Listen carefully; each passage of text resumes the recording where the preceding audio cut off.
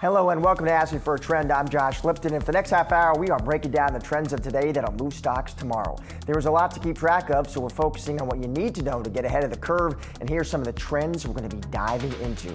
Hump Day is turning out to be a slump day. Wall Street ending the day in the red, investors digesting inflation data and keeping their eyes on U.S.-China trade talks. All major indices did finish the session lower. A done deal. President Trump says a U.S.-China trade deal is done, but there may be more questions on the horizon. We're digging into what the agreement means for tariffs, supply chains, and the economy going forward. And from Wall Street to Main Street, the outlook for America's regional banks may be a bit bleak, but there could be opportunities to understand the bigger picture of the U.S. economy. Well, President Trump saying today that China will supply rare earth minerals up front to the U.S. This coming as part of a larger trade agreement between the two countries. But our next guest says this is more of a ceasefire than an agreement that moves the ball forward. For more, we're bringing in now Bill Reinsch, Senior Advisor at the Center for Strategic and International Studies. Bill, it is good to see you. So President Trump did make news this morning. Bill, he goes on social media. He says, listen, we got a new effort in place. We got a new framework in place so we can get back to negotiations. What do you make of what you heard, Bill? Well, it's hard to tell because there's a pattern here, which is you announce the agreement, you declare victory, and then you supply the details later when nobody's paying attention. So it's hard to say what is actually in it. It appears to be basically a temporary ceasefire that takes us back to Geneva a month ago, and both countries promised to do what they said they were going to do then. It looks like tariffs are going to stay what they were then. The two trade-offs that have been mentioned by Trump and by Commerce Secretary Lutnick at various points today were, one, they're going to export more industrial magnets, and we're going to let their students come into the United States, which really takes us back several months to the status quo ante. And the other one that's actually, I think, the most interesting is they're going to export more rare earths, and we're going to remove some of our recent export controls. And that, of course, is the mystery to be decided. Which export controls are going to be removed and to what extent, which is really important. And second, which rare earths are they going to export and to what extent? Because they have structured a very complicated export control regime of their own. And, is this going to be everything or a few things, and at scale or in smaller quantities? And we don't have answers to any of that. Bill, who broke the original truce there, brokered in Geneva? Because you recall there was a lot of barbs being traded back and forth. The U.S. said one thing, China said another. What is your sense? Well, I think what's happened, I've been talking to colleagues here as well, and coincidentally talked to someone who's an American who is based in China and happened to be visiting today. And it sounds like what happened is that China figured out belatedly that they've got leverage, and that Trump, in this case, doesn't hold all the cards. And the Chinese hold a big one, which is export stuff that we need, rare earths and some industrial products, magnets, small industrial magnets being one, which are very important for our automobile industry and some other high-tech products. They really have right now effectively a monopoly on that. And we can do something about it, but it'll take a long time. So they've got leverage. And I think what we're seeing this time around is they used it.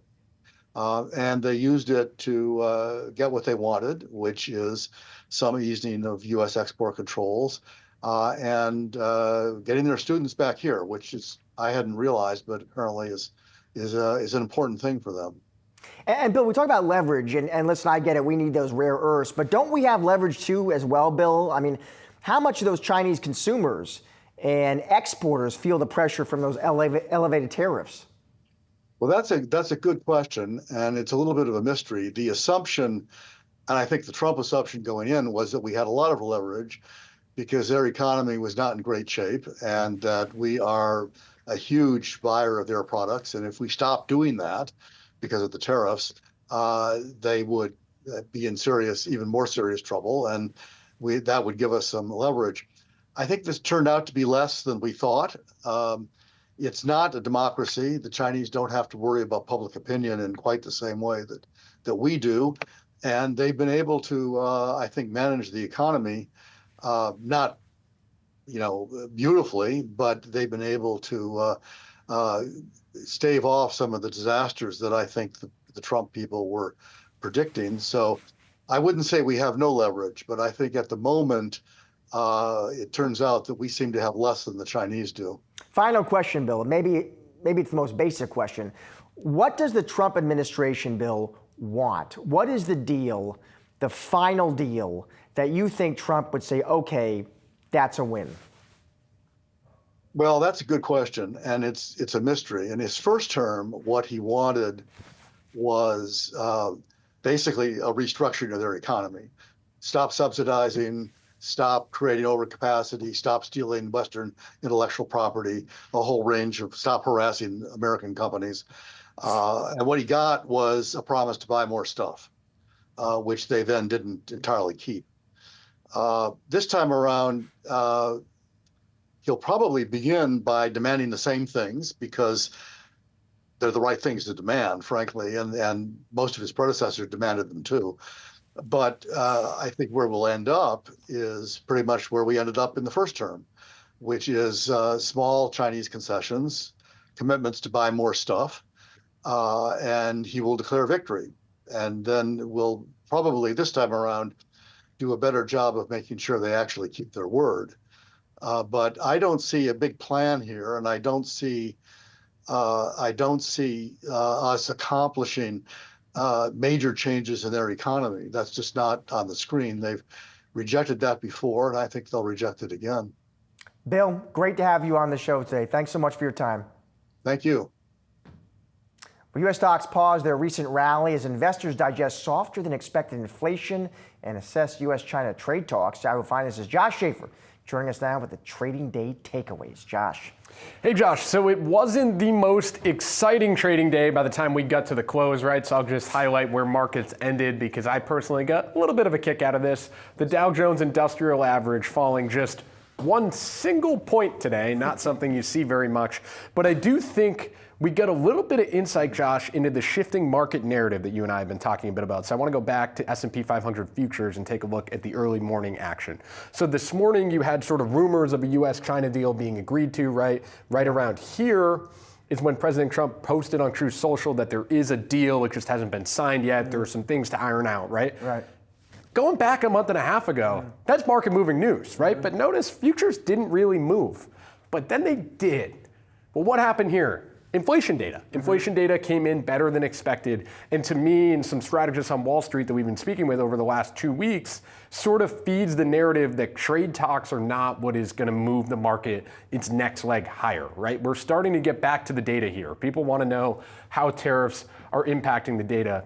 And quite frankly, the data in May, when there were tariffs in place, was pretty good, right? So what you're looking at here is CPI, and if we look at that 3-month annualized, so the last 3 months, that's in green here, actually below the Fed's 2% target. So overall, a pretty solid May inflation report. Didn't give stocks enough to close higher on the day, but you did see some reaction there where it's, okay, we're starting to look at data, not just following Truth Social and what's coming out from that social media. It was interesting. So what do we make of, so the president goes on social media, Josh, and he says, okay, regarding the U.S. and China, got this new effort, I got a new framework, get back to negotiations. What do you make of the market reaction or non-reaction? Does it tell you, okay, well, actually, maybe a lot of that was already priced in? Yeah, I mean, think about how far we've come, right? The S&P 500 is up about 20% or maybe a little bit more than that since those April 9th lows, April 8th lows, right? We priced in good outcomes, I think, at this point, right? When all these S&P 500 target upgrades we've been talking about, right? We had Citi earlier this week. You had a slew of them over the past 2 weeks. All of those include baseline tariffs that are pretty high, maybe at the level that we're looking at right now at about 15%. You guys are just talking to Deutsche Bank's Pinky Chada. He's got a 6,550 call on the S&P. He's not saying tariffs are going away. It's maybe we know how to manage these tariffs, right? Maybe we can survive with tariffs. So that means incremental news on deals isn't really going to move the meter. The question is where the economy's headed. Is inflation going to tick back up like some people expect? Is the unemployment rate going to tick back up? Those are the big questions right now, not necessarily when is this exact deal coming? What are the minor details? I think the market has started to just accept that tariffs are here to stay. All right, Schafer, bullet point number 2. So this was an interesting point from Bank of America's team of economists. They said that the odds of good cuts from the Fed might be building. So you had that strong jobs report last Friday, or at least decent jobs report, right? You have inflation falling. They're arguing that the 2 rate cuts that we have priced in, so let's find our June 11th forecast right here, 2 interest rate cuts from the Fed, you can see less than we have been pricing, right, in March and in April. But those were the bad cuts. That means the Fed's cutting because the economy is slowing, right? That was when we were worried about tariffs weighing on the overall US economy. Now when you look at these 2 cuts, Josh, it's maybe because inflation's falling. And so if the Fed is able to cut because inflation is falling and not cutting to save the economy because the labor market is deteriorating, that's probably a relatively bullish sign for stocks. And what do we think we actually see and hear from the Fed next week? Yeah, I mean, at this point, markets have essentially priced in almost 100% chance that the Fed doesn't move, right? It's going to be another meeting where you're sort of waiting to hear what Powell says. Other interesting thing to point out, though, as we talk about these 2 cuts that markets are expecting next week, we will get an updated summary of economic projections where we get a median dot plot point on interest rates and where the Fed sees policy at the end of the year. So markets pricing 2, if you get 0 or 1, maybe that's a headwind for stocks. That's definitely going to be a big point of conversation next week. All right, thank you, Josh. Appreciate it. Stick around. Much more Ask for a Trend. That's still to come. Nice work, man. Nice. Connect One Bancorp is merging with the First of Long Island Corporation. The move coming against the backdrop of an M&A landscape that's starting to show some signs of life. Joining me now is Frank Sorrentino, founder and CEO of Connect One Bank. Frank, it is good to see you. Let's talk about this deal, Frank, because you did complete the merger. Walk us through what it's going to mean for Connect One and your clients, Frank. Well, for all of us, it means we're now a $14 billion asset bank in the greater New York metro market with a phenomenal footprint across all of northern New Jersey, the 5 boroughs, out onto Long Island and into the Hudson Valley. And having a larger balance sheet allows us to do more for our clients. It allows us to invest more in technology for products and services for them. It allows us to do bigger loan products and more diversified types of product offerings for all of our clients within that market. As you know, the New York metro market is probably the largest in the United States, represents somewhere around 10 or 11% of our GDP. So being bigger and being able to stand up against all the other institutions that are here is, I think, a good thing for us to be doing. More broadly, Frank, there was this expectation with Trump back in the White House that, listen, you were going to see cut regulation, cut the red tape. It was just going to get easier to get deals done. Is that what you've been sort of seeing and experiencing here? Look, I didn't think it was difficult to get this deal done. We've had a really terrific relationship with our regulators going forward. Yes, I do think we are going to see a change in the regulatory framework. I don't like to think about things in terms of big regulation, small regulation, too much, too little. I like to think about appropriate sized regulation for institutions based on their size, their complexity, what they need to do. I do think that there will be a focus on permitting more M&A activity as the banking system changes. And I think that's smart regulation. And I think that's what we really need to focus more on, smarter regulation to allow our economy to function. Banks are they're the oil, the grease that, makes the economy run. And so having a smartly regulated industry is probably a good place to go to.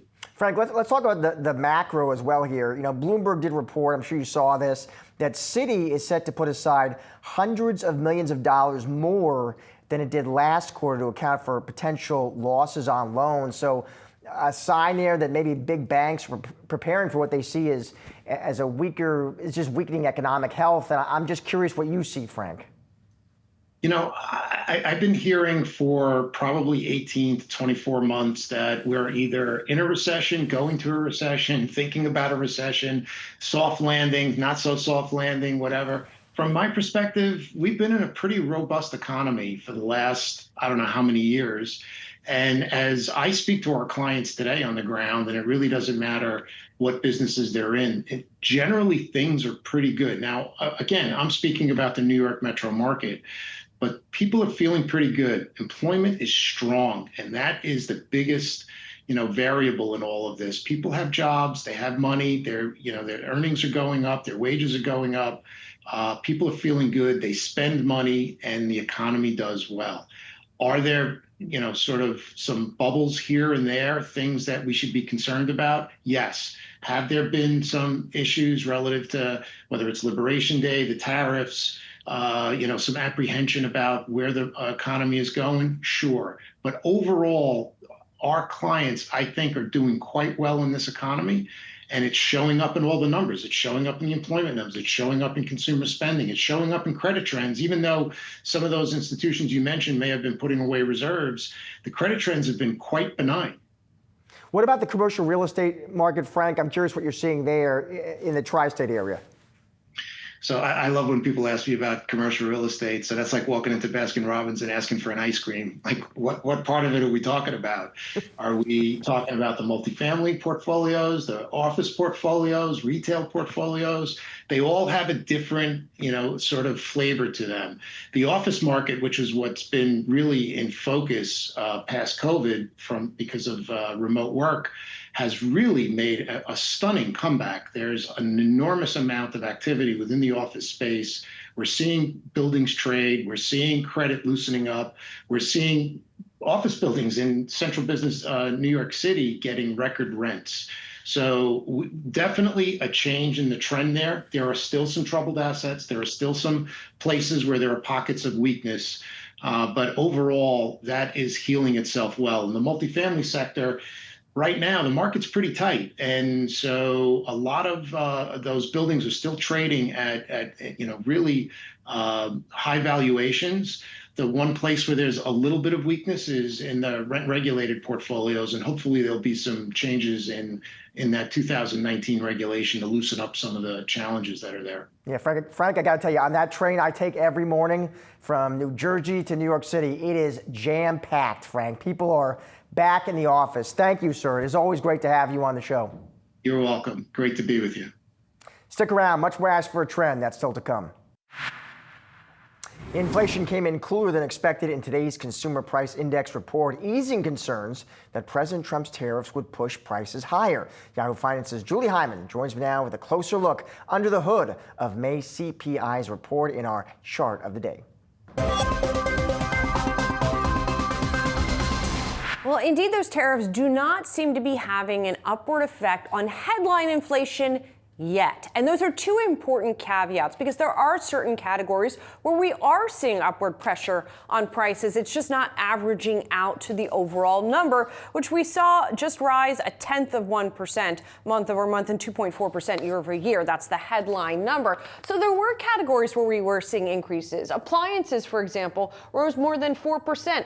Then there were some random collection of things in here. Peanut butter, bananas saw increases because of tariffs, at least in part. You saw canned fruits and vegetables on the same front. Roasted coffee, we have definitely seen that raw coffee prices, commodity coffee prices have been going up. Toys going up to some extent here. But then there were also a number of categories where we saw decline. In cars, for example, there was a small decline. Jewelry and watches, smartphones, gasoline, as we know, and airline fares for sure, because we've seen a drop in demand for air travel, particularly international, and that has caused a bit of pressure here. But when we try to dig into why we are not seeing more of these categories see these types of increases, economists come up with a couple of reasons why. For example, we talked to Ryan Wang of HSBC earlier in the day, and he said, it's probably easier right now because consumers have absorbed so many cost increases already that businesses can pass on some cost increases to other businesses, it's tougher to do when it comes to consumers. He theorized that perhaps if there are shortages eventually in some goods, then you could see more upward pressure or more broad upward pressure on goods prices. He says on the flip side, however, if at the same time the labor market is cooling, then consumers won't be as able to absorb those price increases. So some of these dynamics are some of the reasons why. Another reason why could be that ahead of the tariff imposition, we saw, of course, a huge surge in imports. A lot of companies trying to get ahead of the tariffs, and so they might not yet be raising prices because they are still working off that inventory. So pretty split here between the number of categories increasing and decreasing, and again, a lot of different potential reasons why we could still see the tariffs make their way into more categories as time goes on, Josh. All right, thank you, Julie. And that is a wrap on today's Ask for a Trend. Be sure to come back tomorrow at 4:30 p.m. Eastern for all of the latest market-moving stories affecting your wallet. Have a great night.